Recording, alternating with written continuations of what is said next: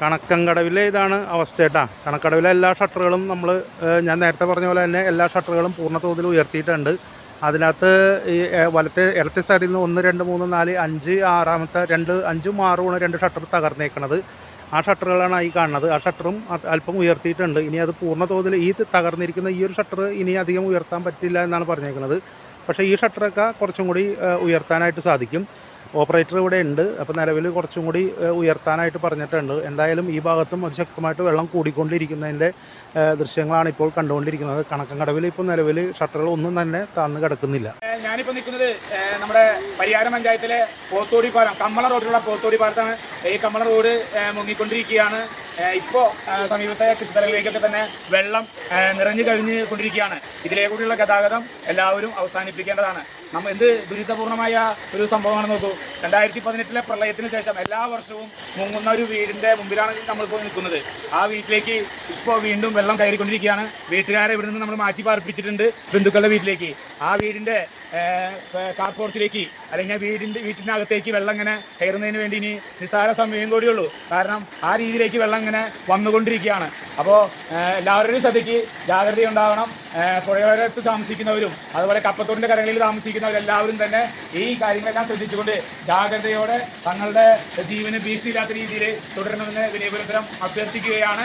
ഞാനിപ്പോൾ നിൽക്കുന്നത് കമ്മള റോഡിലെ പോത്തോടി പാലത്തിനടുത്തുള്ള എല്ലാ വർഷവും മുങ്ങിക്കൊണ്ടിരിക്കുന്ന ഒരു വീടിൻ്റെ മുമ്പിലാണ്. എൻ്റെ പേര് VM ടെൻസൻ. എല്ലാവർക്കും നമസ്കാരം. മഴ വളരെയധികം ശക്തി പ്രാപിച്ചുകൊണ്ടിരിക്കുകയാണ്.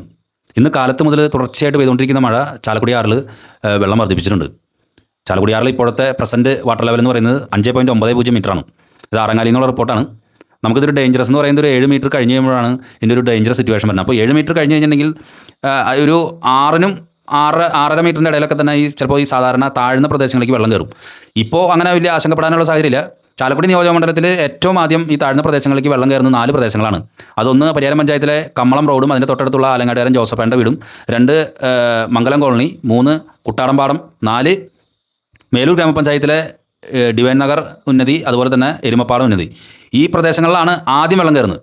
ഇപ്പോൾ ഞാൻ അറിയാൻ സാധിച്ചൊരു സംഭവം എന്ന് പറഞ്ഞിട്ടുണ്ടെങ്കിൽ നമ്മുടെ കമ്മളം റോഡ്, ആ റോഡ് പൂർണ്ണമായിട്ടും മുങ്ങിക്കഴിഞ്ഞിരിക്കുന്നു. അതിൻ്റെ തൊട്ടടുത്തുള്ള ആലങ്ങാട്ടുകാരൻ ജോസഫേൻ്റെ വീട്ടിലേക്ക് വെള്ളം കയറി തുടങ്ങി. അവരെ Pariyaram gramapanchayat president Shajam Madavana, vice president Jipsy Jaits, അതുപോലെ വികസനകാര്യ സ്റ്റാൻഡിംഗ് കമ്മിറ്റി ചെയർപേഴ്സണായിട്ടുള്ള VM Tenson, ward member Shaju ചേട്ടൻ തുടങ്ങിയവരെല്ലാം ചേർന്ന് അവരവിടുന്ന് ഒഴിപ്പിക്കുകയാണ്. ആ റോഡ്, കമ്മളം റോഡ് പൂർണ്ണമായിട്ടും മുങ്ങിയിരിക്കുന്ന അവസ്ഥയാണ്. ഇനി ഇങ്ങോട്ട് അവിടുന്ന് മംഗലം കോളനിയിലേക്ക് വന്നു കഴിഞ്ഞിട്ടുണ്ടെങ്കിൽ അവിടെ ഇപ്പോൾ വെള്ളം കയറുന്ന ഒരു സ്ഥിതിവിശേഷം ഇല്ല. കുട്ടാടംപാടത്തായിരുന്നാലും വാർഡ് മെമ്പർ സൂസി സുനിൽ ജാഗ്രതയോടുകൂടിയുള്ള നിർദ്ദേശങ്ങൾ കൊടുക്കുന്നുണ്ട്. പക്ഷേ വെള്ളം ഇപ്പോൾ അങ്ങനെ കയറുന്ന ഒരു അവസ്ഥയല്ല. പിന്നെ അതിനുശേഷം വന്നു കഴിഞ്ഞാൽ വെട്ടടുവിനോട് ചേർന്ന് കിടക്കുന്ന മേലൂർ ഗ്രാമപഞ്ചായത്തിലെ ഡിവൈൻ നഗർ ഉന്നതിയും അതുപോലെ തന്നെ മേലൂർ ഗ്രാമപഞ്ചായത്തിലെ എരുമപ്പാടം ഉന്നതിയും, അവിടെ താമസിക്കുന്ന വീടുകളിലേക്ക് സാധാരണ എല്ലാ വർഷവും വെള്ളം കയറാറുള്ളതാണ്. പക്ഷേ ഇപ്പോൾ ഈ പെയ്ത്ത് വെള്ളം അങ്ങനെ വലിയ രീതിയിൽ വീടുകളിലേക്ക് കയറുന്ന ഒരു അവസ്ഥയില്ലെന്നാണ് അവിടുത്തെ ജനപ്രതിനിധികളുമായിട്ട് സംസാരിച്ച് പറയാൻ സാധിച്ചത്. വെട്ടുകടവ് പാലം വീണ്ടും പുഴയെ പ്രണയിച്ചു തുടങ്ങി. ഇനി അടിമുട്ടാനായിട്ട് നിസ്സാരമുള്ള രീതിയിലാണ് നമുക്ക് ഫോട്ടോയിലൂടെ കാണാൻ സാധിക്കുന്നത്. റോട്ടിലേക്കൊക്കെ വെള്ളം കയറങ്ങി 2018 ശേഷം വെട്ടുകടവ് റോട്ടിലേക്കൊന്നും വെള്ളം വന്നിട്ടില്ല. അതിനുള്ള സാധ്യതയും കുറവാണ്. അപ്പോൾ അതാണ് വെട്ടുകടവ് പാലത്തിൻ്റെ സ്ഥിതി. പിന്നെ നമ്മൾ സ്ഥിരം വെള്ളം കയറുന്ന സ്ഥലങ്ങളായിട്ടുള്ള നമ്മുടെ റെയിൽവേ അടിപ്പാത, അവിടെ വെള്ളം കയറി കഴിഞ്ഞിട്ടുണ്ട്. കാളൂറ്റി പഞ്ചായത്തിലെ ചാത്തഞ്ചാൽ പോലുള്ള പ്രദേശങ്ങളൊക്കെ തന്നെയായിരുന്നു പാടത്ത് വെള്ളത്തിൻ്റെ അളവ് കുറവാണ്. പക്ഷേ മഴ ശക്തിപ്പെടുകയാണെങ്കിൽ നമ്മൾ ഈ വിചാരിക്കുന്നതിൽ നിന്നൊക്കെ വ്യത്യസ്തമായിട്ട് സംഭവം ഉണ്ടാവും. ഈ താഴ്ന്ന പ്രദേശങ്ങൾ, ഇപ്പോൾ ഞാൻ പറഞ്ഞ പ്രദേശങ്ങളിലേക്കൊക്കെ വെള്ളം കയറാനായിട്ടുള്ളൊരു സാധ്യത നിലനിൽക്കുന്നു. മഴ ശക്തിപ്പെടും എന്നുള്ളൊരു സൂചന കേൾക്കുന്നുണ്ട്. നമുക്ക് ആശ്വസിക്കാവുന്ന സംഭവം എന്ന് വെച്ചിട്ടുണ്ടെങ്കിൽ പെരിങ്ങൽകുത്തിന് മുകളിലുള്ള ഡാമുകളിലൊന്നും വെള്ളം തീരെയില്ല. അതുകൊണ്ട് അതിനെപ്പറ്റി നമ്മൾ ആശങ്കപ്പെടേണ്ട സാഹചര്യമില്ല. പിന്നെ അതുപോലെ തന്നെ പെരിങ്ങൽകുത്തിൽ ഒരു സ്ലൂയിസ് വാൽവ് തുറന്നിട്ടുണ്ട്.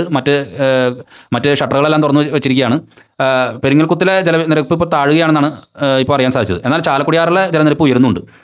അപ്പോൾ ഈ രാത്രി വലിയ ശക്തമായിട്ടുള്ള മഴ പെയ്യാതിരിക്കുന്ന ഒരു സ്ഥിതിവിശേഷമാണെങ്കിൽ നമുക്ക് ആശങ്കപ്പെടേണ്ട സാഹചര്യം ഉണ്ടാവില്ല. അതല്ല, ഈ രാത്രി ഇപ്പോൾ ഇന്ന് കാലത്ത് പെയ്ത പോലെ തന്നെ വളരെ ശക്തിയായിട്ട് മഴ പെയ്യുകയാണെങ്കിൽ സ്ഥിതിവിശേഷം മാറും എന്നുള്ളതാണ് SPRA പോലുള്ള ഇത്തരം സാഹചര്യങ്ങളിൽ നമുക്ക് നിർദ്ദേശങ്ങൾ തരുന്ന SPRA പോലുള്ള ആളുകളായിട്ട് സംസാരിച്ചപ്പോൾ അറിയാൻ സാധിച്ചിട്ടുള്ളത്. കൂടപ്പുഴ തടയണയായിരുന്നാലും ആറാട്ടടവിലായിരുന്നാലും ഒക്കെ തന്നെ ഇന്ന് കാലത്ത് പെയ്ത മഴയുടെ അടിസ്ഥാനത്തിൽ വെള്ളം കൂടിയിട്ടുണ്ട്. അത് പ്രസൻറ്റ് ലെവൽ 5.90 മീറ്ററാണ് നമ്മുടെ ഇപ്പോഴത്തെ പുഴയിലെ ജലനിരപ്പ്. അത് ഒരു 7 കഴിഞ്ഞ് 7:30 ആകുമ്പോഴാണ് നമുക്കൊരു പേടിപ്പെടുത്തുന്ന രീതി, ആശങ്ക ഉണ്ട് എന്നുള്ള രീതിയിലേക്കൊക്കെ എത്താം. അപ്പോൾ എന്തായാലും ഇപ്പോഴത്തെ സ്ഥിതി ഇങ്ങനെയാണ്. ആകെ വെള്ളം കയറി എന്ന് പറയുന്നത് പരിയാരം ഗ്രാമപഞ്ചായത്തിലെ കമ്മളം റോഡും അതിൻ്റെ തൊട്ടടുത്തുള്ള ആലങ്ങാട്ടുകാരൻ ജോസഫേൻ്റെ വീടുമാണ്. എല്ലാ വർഷവും മുങ്ങുന്നൊരു വീടാണ്. വലിയ ദുരിതമാണ് വീട്ടിലേക്ക് വെള്ളം കയറിയുള്ള അവസ്ഥ. ആ ചേട്ടൻ്റെ ഇങ്ങനെ ഈ മഴക്കാലത്ത് ഇങ്ങനെ ഷിഫ്റ്റ് ചെയ്യപ്പെടേണ്ടി വരുന്നൊരു അവസ്ഥ എന്ന് പറഞ്ഞാൽ വലിയ ശോചനീയമാണ്. എന്താണ് ഇതിനൊരു പരിഹാരം എന്നൊന്നും അറിയില്ല. മഴ ശക്തിപ്പെടാതിരിക്കട്ടെ. അങ്ങനെ ശക്തിപ്പെടാതിരുന്നു കഴിഞ്ഞാൽ നമ്മുടെ ഈ താഴ്ന്ന പ്രദേശങ്ങളൊക്കെ രക്ഷപ്പെടും. അതല്ലെങ്കിൽ ഇവരെയും അടുത്ത ദുരിതാശ്വാസ ക്യാമ്പുകളിലേക്ക് ഷിഫ്റ്റ് ചെയ്യേണ്ട ഒരു സാഹചര്യത്തിലേക്ക് എത്തിച്ചേരുമെന്നാണ് ഇപ്പോൾ പറയാൻ സാധിക്കുന്നത്. നന്ദി, നമസ്കാരം.